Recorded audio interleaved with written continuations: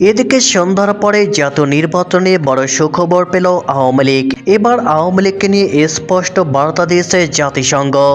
12 ফেব্রুয়ারিতে কোনো নির্বাচন হচ্ছে না, আওয়ামী লীগ ছাড়া কোনো নির্বাচন গ্রহণযোগ্যতা পাবে না জানিয়েছে জাতিসংঘ। তার আগে প্রথম বাংলা কোনো টেলিভিশনে মুখ খুললেন শেখ হাসিনা। বাংলাদেশের প্রাক্তন প্রধানমন্ত্রী জি 24 ঘন্টার প্রশ্নের উত্তর দিলেন।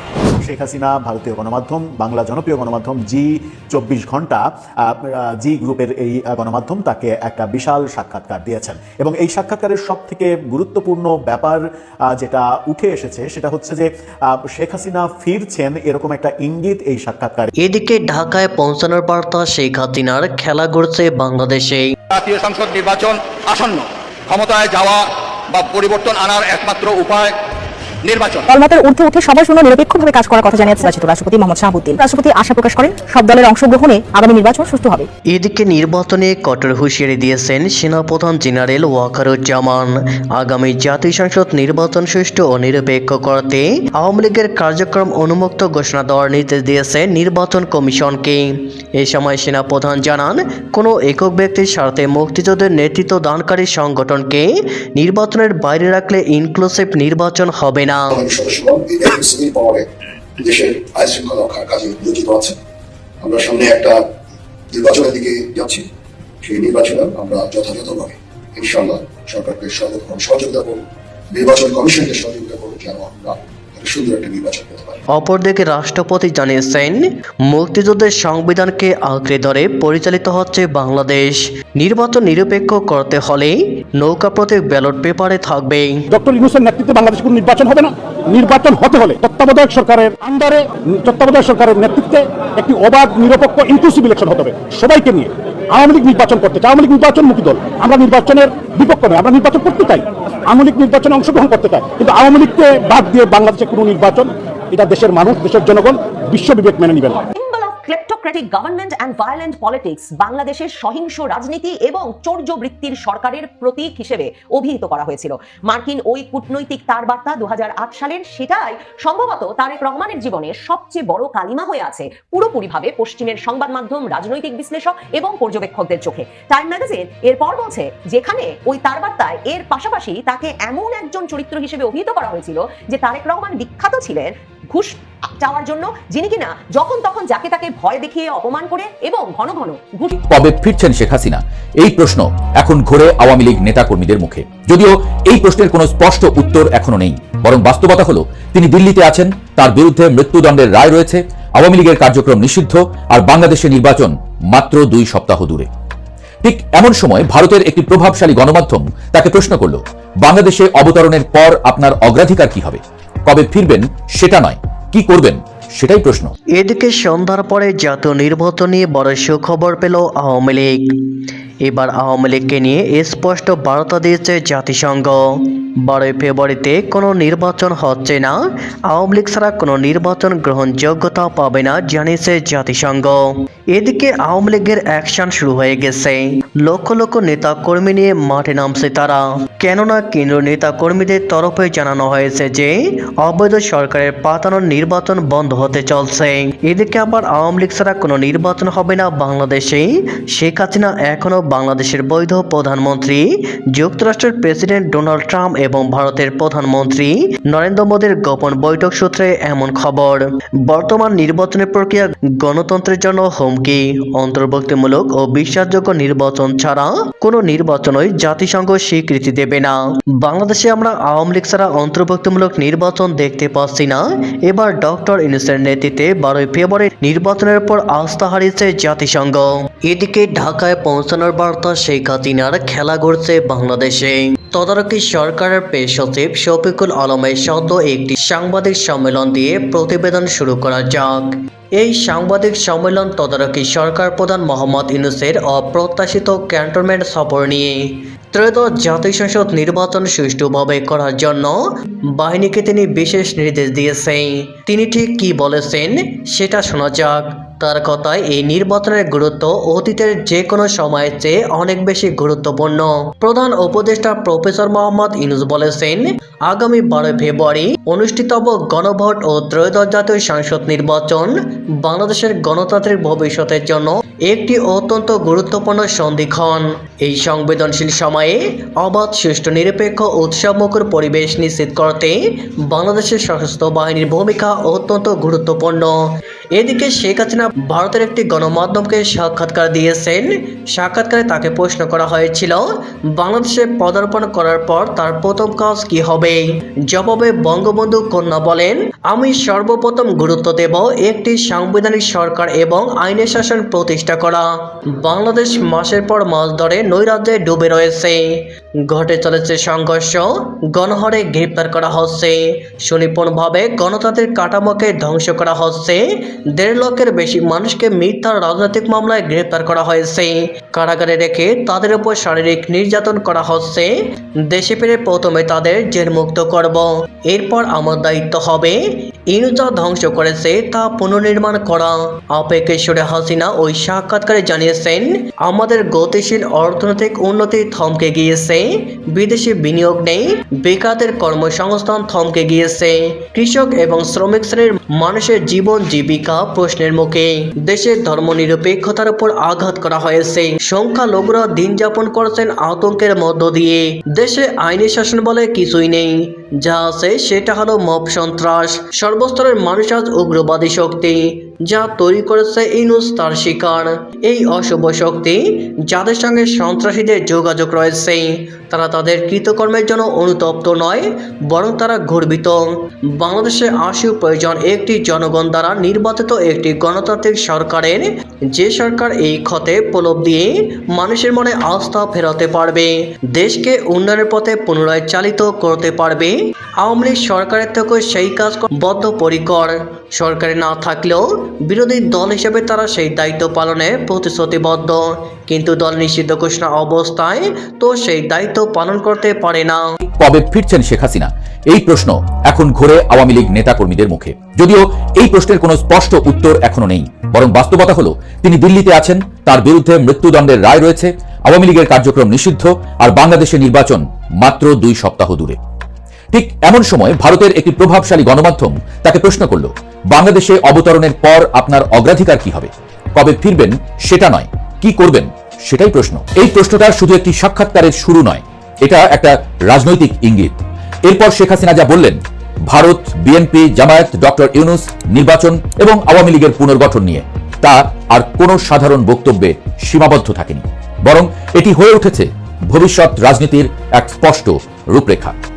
এই সাক্ষাৎকার কি শেখ হাসিনার ফেরার প্রস্তুতির বার্তা, নাকি বিএনপির জন্য নতুন এক মেরুকরণের সংকেত? চলুন বিশ্লেষণে যাই, খুঁজে দেখি প্রশ্নের ভেতরের রাজনীতি। এই সাক্ষাৎকারে সবচেয়ে অস্বাভাবিক বিষয়টা ছিল প্রশ্নের ধরন।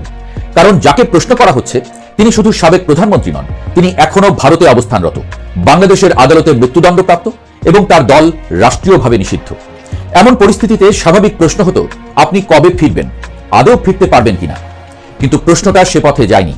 G24 ঘন্টা জানতে চেয়েছে দেশে ফেরার পর কি করবেন, যার মানে দাঁড়ায় একটাই, ধরেই নেওয়া হয়েছে ফিরছেন শেখ হাসিনা। এখান থেকেই শুরু হয় সন্দেহ, এটা কি নিছক সাংবাদিকতা, নাকি কোনো বার্তা পৌঁছে দেওয়ার দায়িত্ব? শেখ হাসিনার অবস্থান কি, অবসর না প্রস্তুতি? এই প্রশ্নের উত্তরে শেখ হাসিনা কোনো দ্বিধা রাখেননি। তিনি পয়েন্ট আকারে বলেছেন ফেরার পর তার অগ্রাধিকার কি হবে। তিনি দাবি করেছেন, প্রথমত দেশে সাংবিধানিক শাসন ভেঙে পড়েছে, আইনের শাসনের বদলে চলছে মব রাজনীতি, অর্থনীতি স্থবির, বিনিয়োগ বন্ধ, কর্মসংস্থান সংকুচিত, সংখ্যালঘুরা আতঙ্কে। এই অবস্থার সমাধান হিসেবে তিনি আবারও জোর দিয়েছেন সব দলের অংশগ্রহণে একটি গ্রহণযোগ্য নির্বাচনের উপর। গুরুত্বপূর্ণ বিষয় হলো তিনি বলেছেন সেই নির্বাচনে ফল যাই হোক আওয়ামী লীগ তা মেনে নেবে, সরকারে থাকুক বা বিরোধী দলে, দুভাবেই। এটা স্পষ্ট করে দেয় তিনি এখনো নিজেকে রাজনৈতিক খেলোয়াড় হিসেবেই দেখছেন, অবসরপ্রাপ্ত নেতা হিসেবে নয়। বিএনপির প্রতি নরম বার্তা। এরপরে আসে আরেকটি গুরুত্বপূর্ণ প্রশ্ন, বিএনপি ও তারেক রহমান কি বিশ্বাসযোগ্য? এখানে শেখ হাসিনার সুর ছিল লক্ষণীয়ভাবে নরম। তিনি বলেন, আওয়ামী লীগ ও বিএনপি দীর্ঘদিনের সংসদীয় প্রতিদ্বন্দ্বী, এক দল সরকারে থাকলে অন্য দল বিরোধী দলে, এটাই গণতন্ত্র। প্রকৃত বিরোধী দল ছাড়া সংসদ অর্থহীন। তিনি এও বলেন, আওয়ামী লীগ বিরোধী দলে বসতেও প্রস্তুত। বিশ্বের সবচেয়ে প্রভাবশালী ম্যাগাজিনগুলোর একটি টাইম ম্যাগাজিন এক বিরাট নিবন্ধ ছেপেছে তারেক রহমান সম্পর্কে, এবং এটা স্পষ্ট যে টাইম ম্যাগাজিনের মতো পত্রিকার এশীয় প্রশান্ত মহাসাগরীয় অঞ্চলের senior editor Charlie Campbell Singapore থেকে এসে তারেক রহমানের সঙ্গে সাক্ষাৎ করে এই বিরাট নিবন্ধটি যে রচনা করেছেন তার একটা মুখ্য কারণ এই যে তারেক রহমানকে বিশ্বের সঙ্গে আগামীর সম্ভাব্য প্রধানমন্ত্রী হিসেবে টাইম ম্যাগাজিন পরিচয় করিয়ে দিতে চেয়েছে। টাইম ম্যাগাজিন এটা নিয়ে কোনো রাগঢাক করে নাই, সরাসরি বলেছে যে 12 ফেব্রুয়ারির নির্বাচনে টাইম ম্যাগাজিনের মতে তারেক রহমান নির্বাচনী দৌড়ে একেবারে একজন ক্লিয়ার ফ্রন্ট রানার, মানে সুস্পষ্টভাবেই তিনি এগিয়ে আছেন। কিন্তু বিস্ময়কর ব্যাপার হচ্ছে টাইম ম্যাগাজিন বাংলাদেশের ভাবী প্রধানমন্ত্রী হিসেবে তারেক রহমানকে পরিচয় করিয়ে দিল যে দীর্ঘ নিবন্ধে, তার শিরোনাম তারা করেছে বাংলাদেশের প্রডিগাল সান। প্রডিগাল শব্দটা তেমন ঘন ঘন ব্যবহৃত হয় বা খুব প্রচলিত তেমন নয়। প্রডিগাল শব্দটার অর্থ বুঝতে বেশ কয়েক ঘন্টা ধরে নানাভাবে ঘাটাঘাটি করে কোনোভাবেই এর কোনো ইতিবাচক কনোটেশন বা ইতিবাচক কোনোভাবে একে ব্যাখ্যা করার কোনো সুযোগ পাওয়া গেল না। প্রডিগাল অর্থ হচ্ছে এমন সন্তান পরিবারের যে কিনা পথভ্রষ্ট হয়েছে, বকে গেছে, উচ্ছৃঙ্খল হয়ে পড়েছে, ব্যাপরোয়া হয়ে পড়েছে, এবং যে কিনা ভীষণ রেকলেসলি অমিতব্যয়ীভাবে ব্যাপক খরচ করে। এমনকি কোথাও কোথাও বলা হচ্ছে, মানে বাইবেলে প্রডিগাল সান হচ্ছেন তারা যারা পরিবারের সম্পদ নষ্ট করতে পরিবার ছেড়ে চলে যান এবং তারপর একরকম কখনো কখনো পাপের প্রায়শ্চিত্ত করে অনুতপ্ত হয়ে বাড়ি ফিরে আসেন এবং তারপর আবার পরিবারের কাছ থেকে একটা উষ্ণ অভ্যর্থনা পান। পরিবারের সবাই তাকে আন্তরিকভাবে গ্রহণ করেন। তার মানে একটা বকে যাওয়া অমিতব্যয়ী ছেলে যে পরিবারের যেমন ইচ্ছে পয়সা করি সম্মান খরচা করে পাপের প্রায়শ্চিত্ত করে অনুতপ্ত হয়ে আবারও বাড়ি ফিরে এসেছে। তারেক রহমানকে টাইম ম্যাগাজিন সেই প্রডিগাল সান, বকে যাওয়া পুত্র হিসেবে শিরোনাম করে পরিচয় করিয়ে দিয়েছে বিশ্বের দরবারে। তারেক রহমানের সঙ্গে তার বাড়িতে, তার বাড়ির বাগানে সাক্ষাৎ করেছেন চার্লি ক্যাম্বেল, এই টাইম ম্যাগাজিনের সাংবাদিক, এবং তিনি শুরুতেই বলছেন যে তারেক রহমানের সঙ্গে তার যখন সাক্ষাৎ হয়েছে তখন তারেক রহমানের গলাটা ভেঙে এসেছে, মানে গলাটা ভাঙা, এবং তিনি লিখছেন যে তার কাছে এটা রাজনৈতিকভাবে খুব একটা ইঙ্গিতপূর্ণ ব্যাপার, আয়রনিক ব্যাপার বলে মনে হয়েছে, কারণ তিনি মনে করাচ্ছেন 17 বছর ধরে তারেক রহমানের বক্তব্য বাংলাদেশে নিষিদ্ধ ছিল যে কোনো মিডিয়ায় প্রচার করা। তারেক রহমান শুরুতেই সাংবাদিককে বলেন যে তার শরীর বাংলাদেশের আবহাওয়ার সাথে মানিয়ে নেওয়া শুরু করেছে, এবং তারেক রহমান এটাও বলেন যে তিনি কথায় খুব ভালো নন, মানে the thing is that I am not very good at talking anyway, কিন্তু আমাকে যদি কিছু একটা কাজ করতে দেওয়া হয় আমি সবচেয়ে ভালোভাবে সেটা করার চেষ্টা করি। এমন একটা ইতিবাচক অবস্থায় সাক্ষাৎকারটা শুরু হয়। সাক্ষাৎকারটা তারা নিচ্ছেন, সাক্ষাৎকারটা ঘটছে তারেক রহমানের বাগান বিলাস এবং গাঁদা ফুলে ভরা বাগানে বসে, সেটা সাংবাদিক জানান।